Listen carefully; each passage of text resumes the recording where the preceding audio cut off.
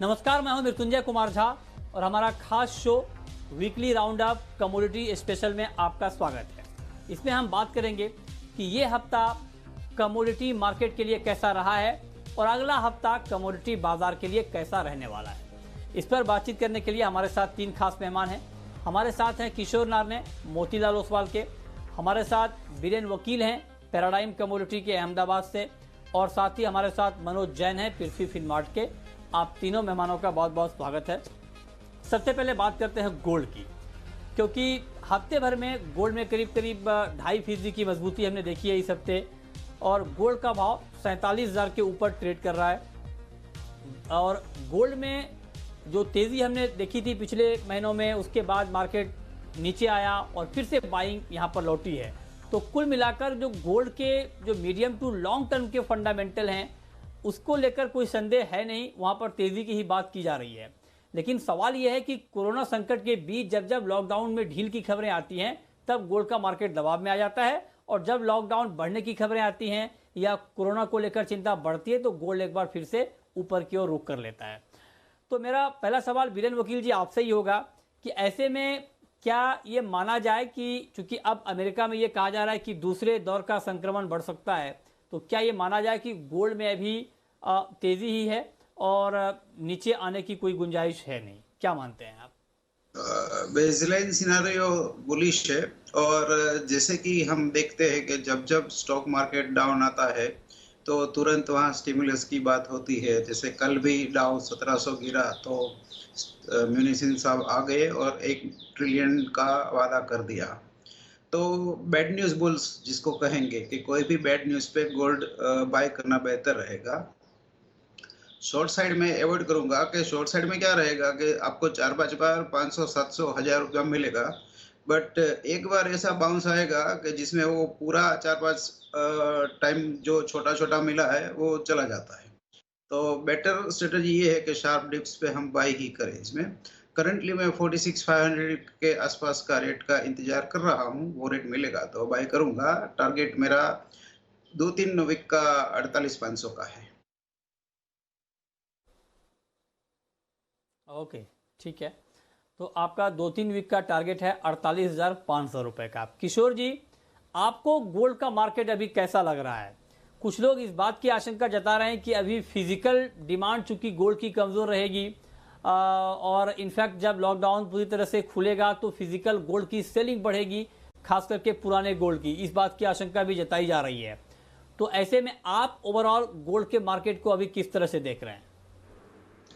Mrityunjay, I think मुझे वो चिंता नहीं है कि पुराना गोल्ड में कुछ बिकवाली आएगा। वो तो आ भी सकता है, नहीं भी आ सकता है, वो जब खुलने के बाद ही मालूम पड़ेगा। बट मुझे लगता है कि जब भी कोई एसेट का प्राइस जब बढ़ता जाता है, नॉर्मली इन्वेस्टर्स उसको बेचते नहीं है अनटिल अनलेस कुछ बहुत ज़्यादा ज़रूरत रहेगा। तो वो तो हमेशा रहता ही है।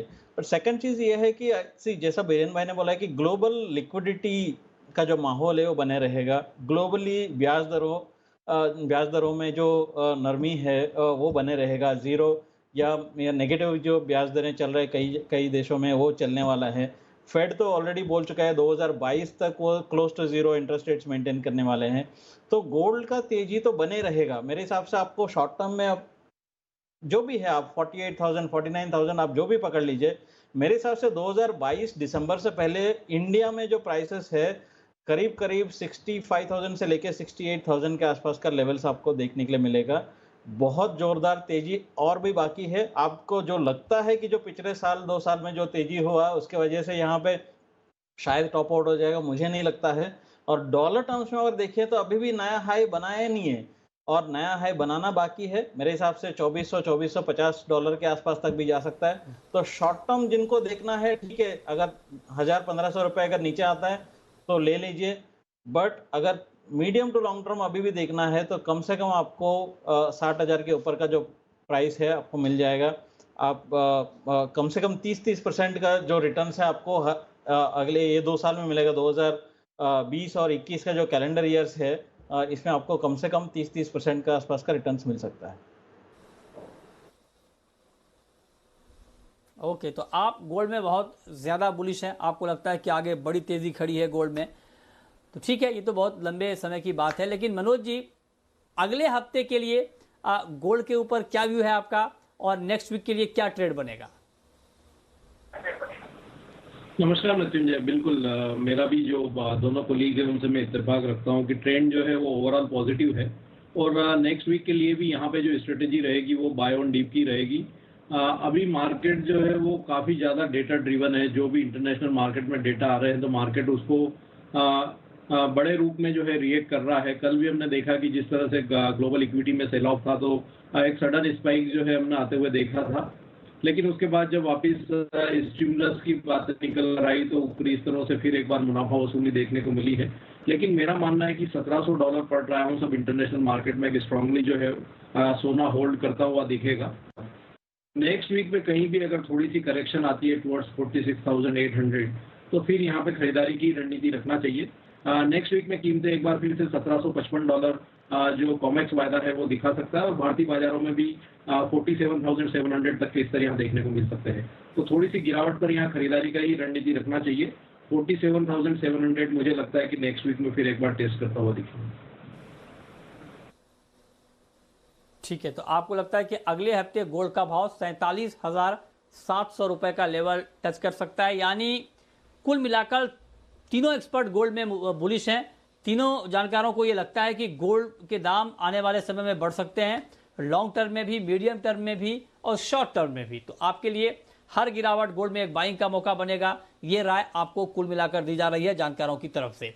अब बात करते हैं सिल्वर की, चांदी की। हफ्ते भर में चांदी के दाम करीब 1500 रुपए तक बढ़े हैं और ऊपरी स्तरों पर हालांकि कुछ दबाव बढ़ने की चिंता भी मार्केट में दिखी थी। इंडस्ट्रियल डिमांड के मोर्चे पर कहीं ना कहीं चिंता मार्केट में अभी भी बनी हुई है, क्योंकि अभी भी जो आर्थिक हालात हैं दुनिया के उसको लेकर लगातार चिंता बनी हुई है। और यही वजह है कि चांदी जब भी तेजी के मूड में आती है तो वहां पर एक कंसर्न दिखाई देता है मार्केट में और बाजार फिर कहीं ना कहीं धीरे धीरे नीचे की तरफ रुख करता है। तो ऐसे में किशोर जी, चांदी के ऊपर ओवरऑल क्या आउटलुक बन रहा है आपका? चांदी में आई थिंक शॉर्ट टर्म अभी भी बुलिशनेस है और बट ओवरऑल अगर देखें तो डेफिनेटली ये गोल्ड को फॉलो करता रहेगा। गोल्ड को शायद लीड नहीं कर पाएगा बट फॉलो तो डेफिनेटली करता रहेगा। मेरे हिसाब से अगर 47,900 के आसपास अगर मिलता है तो एक बार बाइंग कर लेना चाहिए। मेरे हिसाब से 50,000 तो क्रॉस कर देगा अगले हफ्ते तक की, आपको 50,200 के आसपास का टारगेट्स के लिए। बट अगर अगेन लंबे अवधि के लिए देखेगा तो जो आगे रहने वाला है वो तो सोना ही रहेगा और चांदी थोड़ा पीछे ही रहेगा, कंटिन्यूसली अंडर परफॉर्म करेगा ये। बट शॉर्ट टर्म में डेफिनेटली आपको 50,000 के ऊपर का चांदी का भी भाव देखने के लिए मिल जाएगा। ओके, तो आप कह रहे हैं कि अगले हफ्ते 50,000 का लेवल भी चांदी में दिख जाएगा। तो आपको लगता है कि चांदी में भी तेजी है, भले ही ये गोल्ड को लीड ना कर पाए, लेकिन चांदी में भी आपको लगता है कि एक तेजी का माहौल तो बना रहेगा ही। वीरेंद्र जी, आप भी एग्री करते हैं? आपको भी लगता है कि गोल्ड के साथ साथ चांदी की चमक भी बढ़ती रहेगी? नहीं, जो किशोर भाई कह रहे हैं वो अंडर परफॉर्मर रहेगी। वैसे भी काफी टाइम से अंडर परफॉर्मर रहे ये। जो नॉर्मली उसका जो रेशियो 65-70 होता है वो 130 तक चला गया है। मुझे ऐसा लग रहा है कि ये सिर्फ ट्रेडिंग की आइटम है। जैसे इन्वेस्टमेंट के हिसाब से गोल्ड वुड बी बेटर, और लो रिस्क भी है, लो स्ट्रेस भी है और रिटर्न भी उसका काफी डिसेंट है।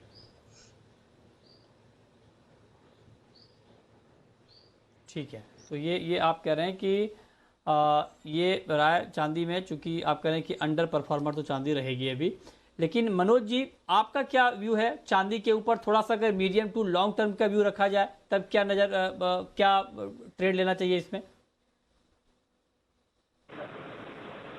नहीं, बिल्कुल जैसा किशोर भाई ने बताया कि कहीं ना कहीं चांदी भी सोने को फॉलो तो करेगी, लेकिन अंडर परफॉर्मेंस यहाँ पे देखने को मिलेगी बीइंग इंडस्ट्रियल जो मेटल है, क्योंकि जो डेवलप्ड कंट्रीज है वहाँ पे इंडस्ट्रियल डिमांड में लगातार कमी देखने को मिली है, तो उसका एक असर चांदी की कीमतों पर पड़ता हुआ दिख रहा है। पर कहीं ना कहीं प्रीशियस मेटल का जो बिहेवियर है वो सोने के साथ इसको फॉलो कर रहा है। तो ओवरऑल जो ट्रेंड है वो पॉजिटिव रहेगा, लेकिन उतनी ज़्यादा बढ़त यहाँ देखने को नहीं मिलेगी जितनी सोने में अपेक्षा है। फिर भी गिरावट में खरीदारी करना चाहिए शॉर्ट टर्म के लिए। मेरा मानना है कि 47,500 जो है एक अच्छा स्तर है खरीदारी के लिहाज से, और यहाँ पे 49,500 एक इमीडिएट रेजिस्टेंस है। उसके ऊपर अगर कीमतें सस्टेन होगी तो 51,000 तक के लक्ष्य फिर एक बार देखने को मिलेंगे। तो गिरावट में यहाँ भी खरीदारी की रणनीति रखना चाहिए, पर कहीं ना कहीं 50,000 से 51,000 के दायरे में एक बार कीमतें थोड़ी रुकती हुई दिखेगी। ठीक है, तो ये बात हो गई गोल्ड की और सिल्वर की। आगे बढ़ते हैं, अब बात करते हैं क्रूड की। और क्रूड की बात करें तो कच्चे तेल की कीमतों में गिरावट आई है और हफ्ते भर में क्रूड के दाम 8 से 10% टूटे हैं और कल शाम के कारोबार में ही करीब 7% तक दाम टूट चुके थे। तो गिरावट तो आई है क्रूड में, क्योंकि अमेरिका में जिस तरह से दूसरे दौर के संक्रमण का खतरा बढ़ रहा है, उसमें कहीं ना कहीं चूंकि अमेरिका दुनिया का सबसे बड़ा कंज्यूमर है, लिहाजा वहाँ पर डिमांड घटने की आशंका और बढ़ गई है। और दूसरी तरफ जो स्टॉक है क्रूड का वो लगातार बढ़ रहा है और ये दोनों खबरें क्रूड मार्केट के लिए बहुत ही नेगेटिव हैं। यही वजह है कि मार्केट में गिरावट एक बार फिर से आती हुई दिख रही है। तो ऐसे में क्रूड में क्या किया जाए बीरेन जी? क्रूड में ट्रेडिंग पर्सपेक्टिव से मुझे समझ नहीं आ रहा है, क्योंकि ये साल स्पेशली पिछले 3-4 महीने में इसके स्विंग्स काफी वाइड रहे हैं। ना ये चार्ट को फॉलो करता है, ना फंडामेंटल को फॉलो करता है, और अब तो इसमें नेगेटिव वैल्यू वाली विंडो भी खुली है। तो कितना रिस्क रखे, कितना मार्जिन रखे, वो कोई बेंचमार्क है नहीं। तो मैं आजकल क्रूड में एक्टिव पार्टिसिपेट नहीं करता हूँ। अच्छा, ठीक है। तो क्रूड पर किशोर जी आपका ओवरऑल क्या आउटलुक है? क्या आपको लगता है कि अभी 40 के नीचे ही रहेगा ब्रेंट WTI क्रूड का भाव अगले कुछ दिनों तक? अभी जो प्रोडक्शन कट्स जो अनाउंस किया गया है मृत्युंजय, वो आई थिंक जून तक तो एक्सटेंड किया हुआ है। जुलाई का एक्सटेंशन का डिस्कशन चल रहा है। मेरे हिसाब से जुलाई में थोड़ा सा सऊदी का ऑयल वापस आ जाएगा जो थोड़ा सा कट किया है, बिकॉज सऊदी एक्सपेक्ट कर रहे हैं कि बाकी देशों थोड़ा सा कट करे और इनको जो थोड़ा आउटपुट ज़्यादा देने का एक रूम और विंडो दे दें उनको। बट वो ऐसा भी बोल रहे हैं कि वो डोमेस्टिक कंजम्पशन के लिए यूज़ करेंगे। बट मुझे लगता है कि यहाँ पे जो रैली है शॉर्ट टर्म के लिए, वो एक बार के लिए फिजल आउट हो चुका है। यहाँ पे थोड़ा सा करेक्शंस डीपर हो सकते हैं। जैसा बीरेन भाई ने बोला है कि यहाँ पर रिस्क फैक्टर थोड़ा सा ज़्यादा है, तो संभाल के करना चाहिए जिनको भी करना है। मेरे हिसाब से आई थिंक वापस एक बार $32 के आसपास या $30 के आसपास भी डाउन साइड देखने के लिए मिल सकता है। तो एनीवेयर क्लोज टू अराउंड $37-38, मतलब आप इंडिया में देख लीजिए 2900-2950 के आसपास अगर तो मैं बिकवाली करके चलना चाहता हूँ, बिकॉज शॉर्ट टर्म में काफ़ी तेजी हो चुका है और फंडामेंटल से थोड़ा आगे चल चुका है मेरे हिसाब से। ओके, ठीक है। तो ये क्रूड पर आपका व्यू है। आगे बढ़ते हैं, अब बात करते हैं कुछ और कमोडिटी की कि वहाँ पर आपको क्या करना है, और ख़ास करके मेटल के मार्केट में और नेचुरल गैस में मनोज जी अभी क्या किया जाए? क्योंकि ये कहा जा रहा है कि आगे डिमांड बहुत कम होगी। तो ऐसे में आपको लगता है कि नेचुरल गैस में अभी तेज़ी की पोजीशन नहीं लेनी चाहिए, या आपको लगता है कि चूंकि दाम बहुत गिर गए हैं तो एक बार लोअर लेवल पे छोटे टारगेट के साथ बाइंग हो सकती है नेक्स्ट वीक के लिए? क्या लगता है आपको? दायरे में ट्रेड जो है यहाँ पे देखने को मिल रहा है, और टेक्निकली हमने देखा है कि 132 के आसपास जो है कमोडिटी बार बार सपोर्ट ले रही है। कहीं ना कहीं अगर डिमांड की बात है तो जो लॉकडाउन के चलते जो हाउस होल्ड्स है उनकी डिमांड अभी भी बनी हुई है, तो निचले स्तरों पर यहाँ कहीं ना कहीं कीमतों को सपोर्ट मिलता हुआ दिख रहा है। मेरा मानना है कि 132 के स्तर अभी भी यहाँ पे कमोडिटी होल्ड करती हुई दिखेगी। तो छोटे से लक्ष्य के लिए यहाँ पे अगर 132 के आसपास कीमतें आती है तो खरीदारी करना चाहिए। 142, 141, 142 तक के लक्ष्य यहाँ पे देखने को मिल सकते हैं। नीचे में 126 का एक स्टॉप लॉस मेंटेन करना चाहिए। बड़ी तेजी की गुंजाइश नहीं है, लेकिन 141 तक के लक्ष्य देखने को मिल सकते हैं। ओके, तो आप कह रहे हैं कि बड़ी तेजी तो नहीं, लेकिन 141 तक का टारगेट यहाँ पर देखने को मिल सकता है। चलिए आगे बढ़ते हैं, अब बात करते हैं बेस मेटल की। और मेटल को लेकर के भी कंसर्न तो हैं डिमांड के मोर्चे पर, और खास करके जिस तरह से अमेरिका और चीन के बीच तनाव के हालात लगातार बढ़ते हुए दिख रहे हैं, इन सब के बीच मेटल की डिमांड को लेकर की भी चिंता है मार्केट में। हालांकि बहुत सारी चिंताएं डिस्काउंट भी हो गई हैं। ऐसे में बीरेन जी, अगर कॉपर में ट्रेड लेना हो नेक्स्ट वीक के लिए या मीडियम टर्म के लिए, तो क्या आपको लगता है कि कॉपर अभी बेस्ट बाय है मेटल में? रनअप इसमें काफी अच्छा आया है। 330 से लेके 450 तक, यानी 120 रुपये का रनअप आया पिछले 3 महीने में। टेक्निकली अब ये मुझे काफ़ी ओवरबोट लग रहा है और थोड़ा ओवर हीटिंग भी लग रहा है इसमें, तो मैं फिलहाल टेम्पररी इसमें शॉर्ट साइड जाना चाहूँगा 445 के आसपास। 454 का मेरा स्टॉप लॉस रहेगा और 430 का टारगेट रहेगा। इसकी कॉल की वैलिडिटी 1 से 2 वीक की 8-10 दिन की रहेगी।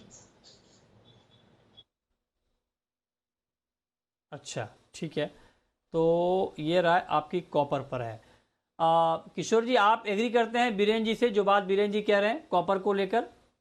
मैं बिल्कुल एग्री करता हूँ। I think rally over heat हो चुका है और जो थोड़ा बहुत जो इन्वेंट्री कंजम्पशन हो रहा था चाइना में, बिकॉज चाइना पहले खुल गया और इन्वेंट्रीज नहीं था उन लोगों के पास जो पहले न्यू ईयर हॉलीडे से पहले उनका जो लॉकडाउन हो गया था, तो थोड़ा सा कमजोर इन्वेंट्री पे चल रहे थे। बट मुझे लगता है कि ओवर हीट हो चुका है। आई थिंक मोर और लेस लेवल्स भी आई थिंक बीरेन भाई के जैसे आई थिंक 445 के आसपास बिकवाली करना चाहिए। 455 स्टॉप लॉस रखे, 430 या 428 के आसपास भी आपको डाउन साइड दिख सकता है। तो अगले हफ्ते के लिए मंदी का ही रुख अपनाना चाहिए। ओके, तो अगले हफ्ते कॉपर में शॉर्ट का ट्रेड लेना चाहिए, कॉपर के दाम कम होने वाले हैं, ये बात किशोर जी भी कह रहे हैं और यही बात बीरेन जी भी कह रहे हैं। ठीक है, कॉपर के बाद अब बात करते हैं निकल की। निकल के ऊपर आपका व्यू क्या है किशोर जी? निकल में क्या ट्रेड आप देख रहे हैं आगे? ऐसे निकल थोड़ा सा अंडर परफॉर्मर रहा है, बट मुझे लगता है कि शॉर्ट टर्म में निकल में तेजी बाकी है। यहाँ पे स्पेशली जो ईवी सेगमेंट में थोड़ा बहुत जो है वहाँ पे डिमांड इतना खास नहीं है बिकॉज क्रूड की वजह से, बट स्टेनलेस स्टील डिमांड काफ़ी पिकअप हो रहे हैं और मुझे लगता है कि शॉर्ट टर्म में ओवरऑल बेस मेटल कॉम्प्लेक्स में आपको निकल थोड़ा सा आउट परफॉर्मेंस दिख सकता है। प्रॉब्लम 950 अच्छे लेवल्स हो सकता है आपको बाइंग करने के लिए। 915 के आसपास स्टॉप लॉस रख सकते हैं। 1020 से 1040 के आसपास आपको टारगेट्स के लिए निकल में बाय साइड रहना चाहिए।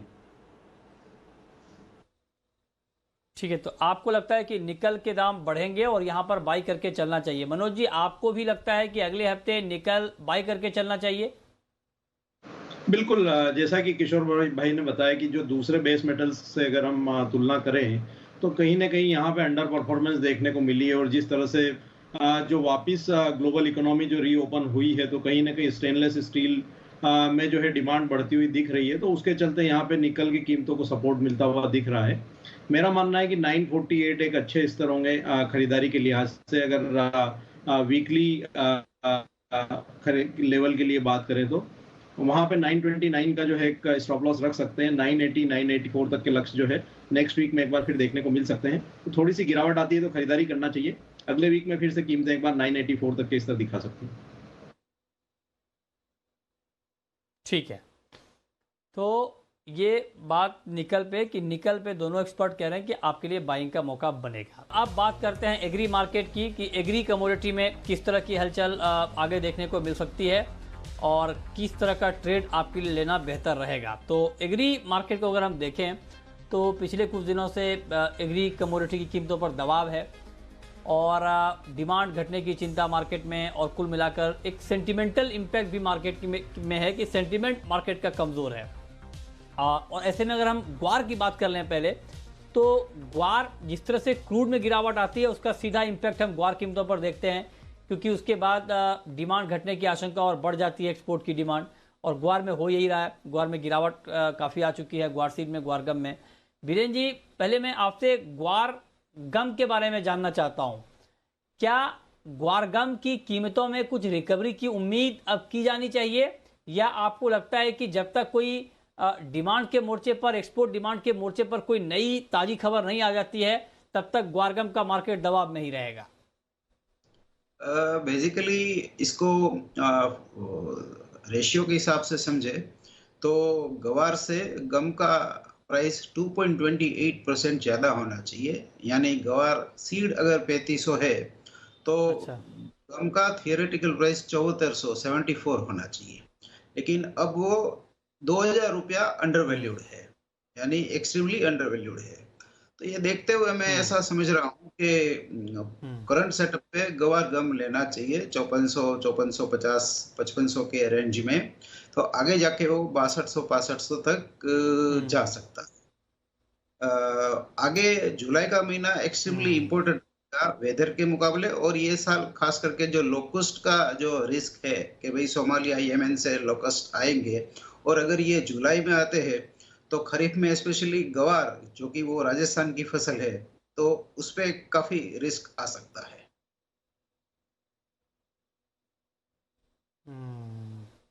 ठीक है, ये तो बात हो गई ग्वारगम की, लेकिन ग्वार सीड का मार्केट आपको कैसा लग रहा है, ना सिर्फ अगले हफ्ते के लिए बल्कि अगले 1 से 1.5 महीने के लिए? यहाँ भी जो क्रूड ऑयल में रिकवरी आई है वो सीड और गम कॉम्प्लेक्स में भी रिफ्लेक्ट नहीं हुई है, और कभी कभी मार्केट में री रेटिंग काफी लेट होता है, तो बहुत देरी से मार्केट री रेट करता है। तो ये हालात देखते हुए मुझे सीड में भी 37 तक का प्राइस लग रहा है। फिलहाल मैं इसको 32-33 को रॉक बॉटम मान के चलता हूँ कि मार्केट उनसे नीचे नहीं जाएगा, और इसमें अपसाइड गुंजाइश इसमें भी है, बट मार्केट लीडर गम और सीड फॉलोअर रहेगा। ओके, तो आप कह रहे हैं कि मार्केट लीडर ग्वारगम रहेगा और ग्वार सीड फॉलोअर रहेगा। ठीक है, ये क्लियर हो गया ग्वारगम और ग्वार सीड को लेकर। अब मनोज जैन साहब, जीरा वायदा ये भी काफी वोलेटाइल है, कभी बड़ी तेजी कभी बड़ी मंदी, तो आगे इसमें क्या लग रहा है आपको? बिल्कुल, स्पाइसेस कॉम्प्लेक्स में स्पेशली जीरा की बात करें तो हमने देखा है कि पिछले कुछ ट्रेडिंग सेशन से जो एक दायरे में कंसोलिडेशन देखने को मिला है। 13,300 13,400 को कमोडिटी होल्ड करते हुए दिख रही है, वहीं 14,100 के आसपास जो है यहाँ पे रेजिस्टेंस देखने को मिल रही है। लेकिन जिस तरह से ग्रेजुअली जो ग्लोबल इकोनॉमी रीओपन हो रही है, तो आने वाले दिनों में यहाँ पे जो इंटरनेशनल डिमांड है वो फिर एक बार इमर्ज हो सकती है। तो उस लिहाज से मेरा मानना है कि यहाँ पे एक रनअप जो है देखने को मिल सकता है शॉर्ट टर्म में टुवर्ड्स 14,400 14,700 तक। तो यहाँ पे अगर थोड़ी सी डिप मिलती है 13,800 के आसपास, तो खरीदारी करना चाहिए 14,400 से 14,700 तक के लिए। मेरा मानना है कि यहाँ पे एक बढ़त जो है देखने को मिल सकती है। 13,480 का यहाँ पे एक स्टॉप लॉस होना चाहिए। ठीक है, बहुत शुक्रिया मनोज जी आपका, बीरेन वकील जी आपका, और किशोर नारने जी आपका हमारे साथ जुड़ने के लिए, बताने के लिए कि अगला हफ्ता कमोडिटी मार्केट के लिए कैसा रहने वाला है। तो फिलहाल इस खास शो में इतना ही।